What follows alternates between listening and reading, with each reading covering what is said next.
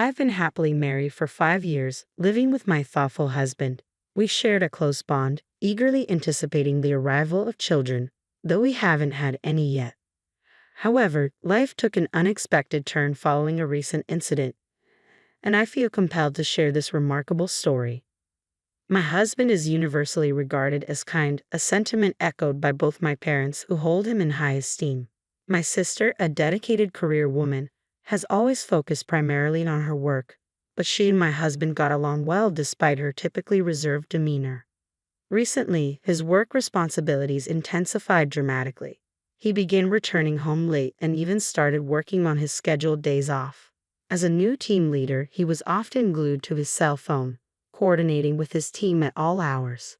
While some might have found his sudden change in routine suspicious, I saw it as a commitment to his job, worrying instead about the toll it was taking on his health. Amid these changes, my sister decided to relocate for a new job opportunity that required her to furnish her new apartment. I planned to drive her to the furniture store on Saturday to help her out, but an unexpected call from my boss required my immediate presence at work, leaving me in a bind. Thankfully, that Saturday was one of my husband's rare days off. Despite his recent busyness, he graciously offered to help when he saw my predicament. It was slightly awkward for him to spend the day alone with my sister, but he agreed and even asked to borrow my car since his was in the shop. Grateful for his kindness, I went to handle the emergency at work.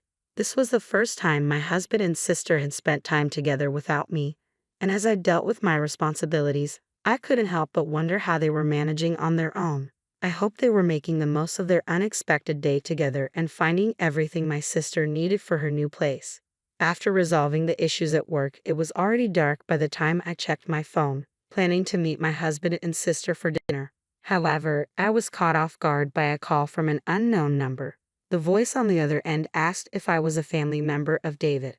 Confused, I confirmed my identity as his wife. That's when the police officer delivered the shocking news. My husband had been in a car accident, and both he and his passenger, my sister, were unconscious. In a blur, I rushed to the hospital. Upon arriving at the emergency department, I gave my name and was quickly escorted to the intensive care unit. Through the glass, I could see my husband surrounded by machines, his body covered in bandages. My heart sank as I stood there, anxious about what the future held for him. Later that night, my mother arrived from far away to support us through this ordeal. As we waited anxiously, a police officer provided more details about the accident. He explained that David had been driving on a well-lit road when another car, which had run a red light, struck his vehicle. The driver of that car was also seriously injured and receiving treatment at the same hospital. However, this driver claimed that David's car had been behaving erratically before the crash, leading the police to investigate whether he might have fallen asleep at the wheel. After several tense days, both my husband and sister regained consciousness, and the doctors began conducting several tests. When my mother and I were called in for the results, the doctors delivered some difficult news. While they assured us that David and my sister would survive, they warned us that both might face lasting disabilities. Despite this grim prognosis, my mother and I felt relieved that they were alive. We clung to the hope that with rehabilitation, they could recover to some degree. Choosing to focus on the positive, we decided not to share the potential long-term impacts of their injuries with them. Instead, we surrounded them with encouragement and care, grateful for their survival. My mother took on the role of caring for my sister while I dedicated myself to looking after my husband. In the early days after the accident, he was visibly shaken, struggling both emotionally and physically. He was deeply troubled, not just by his own condition but also by the impact the accident had on all of us. As time passed, the man who had always been gentle and kind began to change. Frustration took hold, particularly regarding his impaired mobility and the ongoing medical treatments he faced. The reality of having to leave his job weighed heavily on his mind, and despite my efforts to support him, his irritability grew. I continued to visit him regularly at the hospital, determined to be there for him. During one of these visits, a police detective approached me with new information about the accident. He explained that there had been a leak in the brake oil of my car, likely contributing to the vehicle's erratic behavior before the crash. This revelation suggested that an accident might have been inevitable, either for me or someone else. Additionally, I learned that the woman who had crashed into us was also suffering. Her mother approached me to apologize. marking our first encounter since the incident. As days turned into weeks, my husband's frustration escalated. He grew increasingly resentful of my mobility and independence, angered by the contrast between our situations. His frustration often manifested in demanding behavior and outbursts of anger when I couldn't meet his needs as quickly or fully as he wanted. Objects were thrown, and harsh words exchanged over minor issues, such as my decision to step out to buy lunch. The demands and complaints grew more frequent and intense, adding to the strain of our situation. I empathized deeply with my husband's pain and frustration, but the reality of our situation required me to balance my time between supporting him and fulfilling my responsibilities. I needed to work to support us financially, stay updated on the police investigation, and coordinate with the hospital regarding his care. Despite the challenges and his occasional outbursts, I remained committed to helping him through his recovery, hoping that with time, patience, and care, we could navigate this difficult period together. However, I barely had a moment to myself anymore. My husband's demeanor had become increasingly difficult to manage, leaving me feeling cornered by the escalating tensions.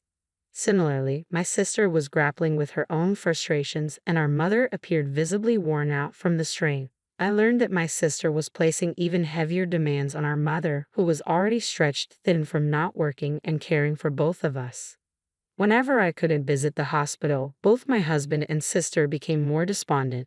Hearing from doctors that they might remain paralyzed despite ongoing rehabilitation efforts added to the stress. The issue of my car's brake oil leak soon came to a head. My sister confronted me, her tone accusatory. "I heard your car was leaking oil. You were supposed to maintain it. Because of your negligence, I can't work or return to normal. Mom's stressed and your husband is suffering. You're going to have to take care of us for the rest of your life." Her harsh words took me by surprise, prompting me to call our mother, who confessed that my sister had been in a distressed mental state for quite some time. Despite the tension, my concern for my husband drove me to the hospital, only to find that he was not in his room. I eventually found my husband in the common room, quietly sitting with my sister.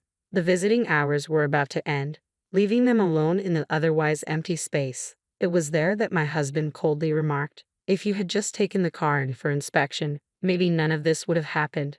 His glare was piercing as he added, "Yeah, and now you're the reason your sister and I are in this mess. The insurance will cover some of it, but you'll be taking care of us for the rest of your lives. Remember that." His words struck me like a punch, igniting a surge of emotions within me. Surprised and hurt, I responded, "Since when have you become so close to my sister?"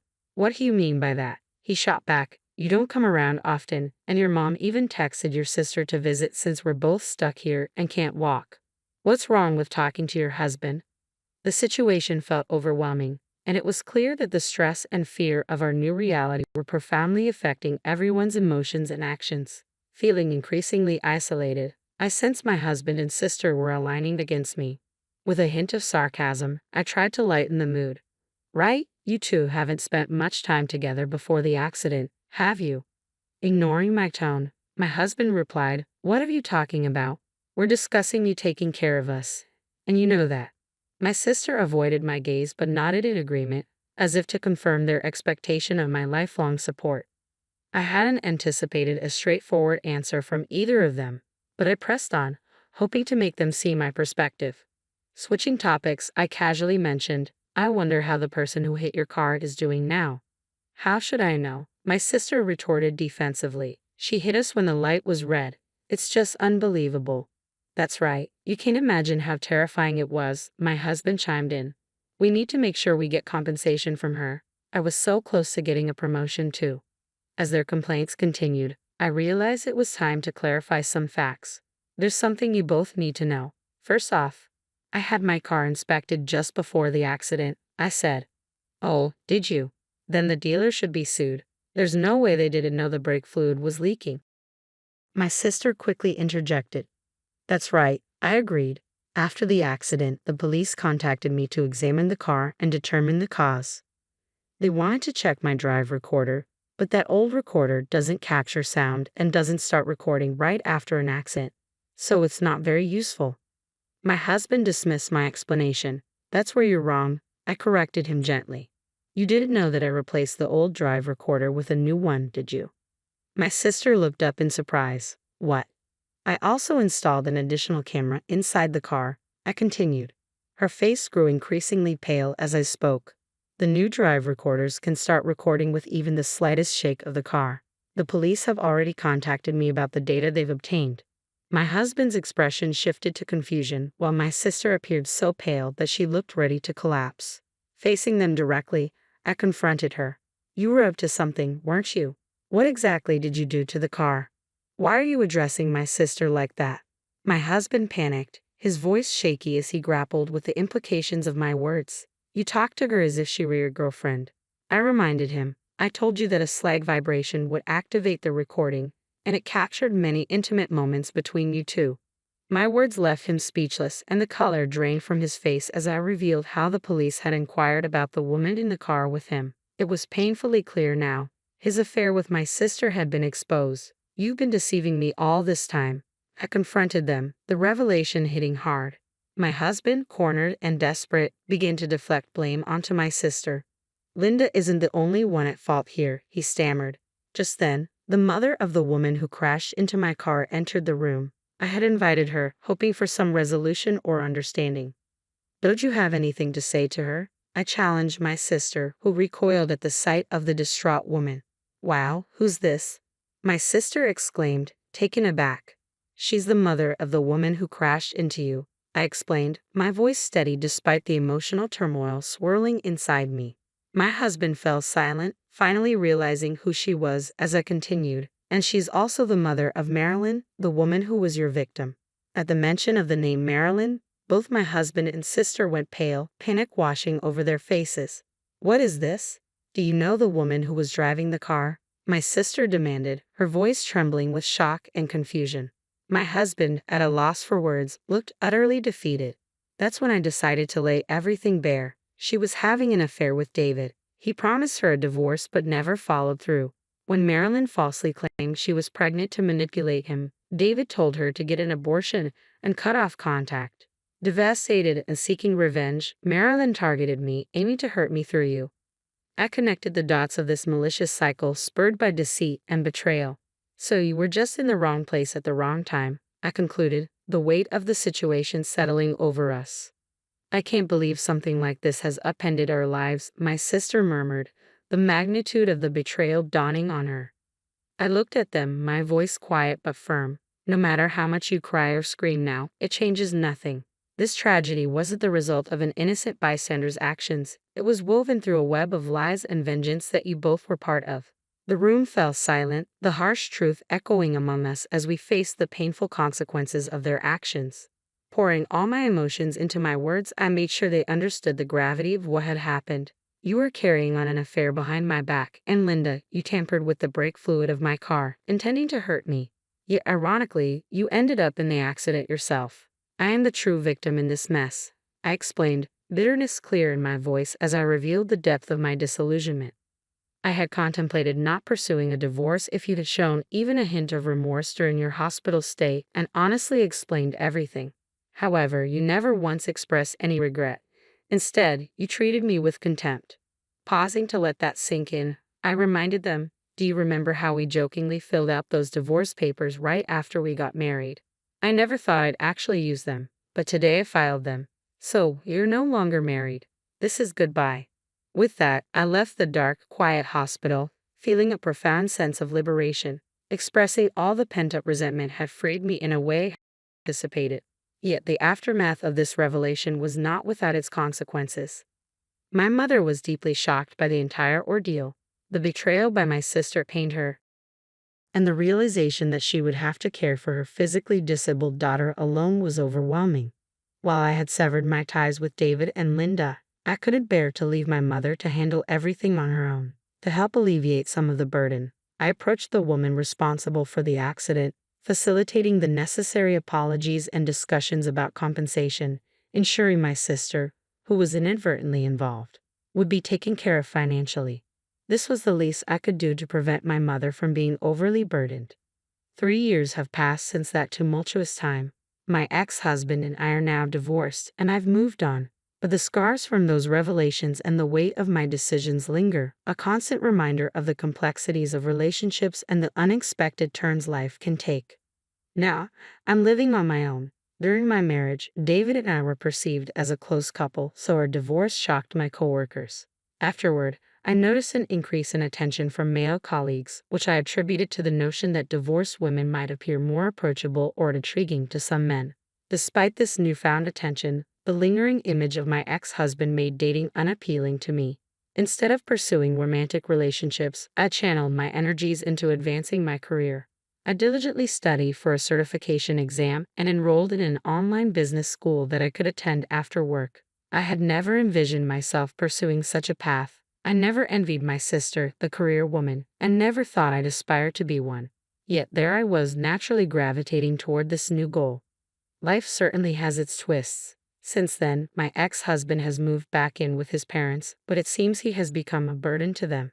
His relatives blame him for his poor behavior and the way he treated me, and I've heard he's not doing well mentally. He's been acting out violently, causing trouble for those around him. My sister also returned to her parents' home, but her mental state has deteriorated further, and she continues to exhibit selfish behaviors. My mother, worn out from the ordeal, used my sister's savings and the accident compensation to place her in a care home. She consulted me before making this decision, and seeing no reason to object, I told her to do whatever she felt was necessary. Navigating these changes, I learned to adapt and focus on my personal growth, realizing that sometimes the most challenging situations lead to unexpected paths and new beginnings. At one point, I feared I would end up caring for both of them for the rest of my life, a prospect that felt like servitude. However, everything changed when I passed the certification exam I had been working toward. This achievement led to a transfer to a department where I could effectively utilize my new skills. During this period of professional growth, I grew close to the instructor of the online business school I attended. Soon, we began to plan a future together. Unlike my past relationship, he isn't just kind to everyone, he shows a special kindness toward me. For instance, if I'm working late, he makes it a point to come home early and prepare dinner for us. This thoughtful gesture means the world to me, and I've come to cherish these moments of simple happiness.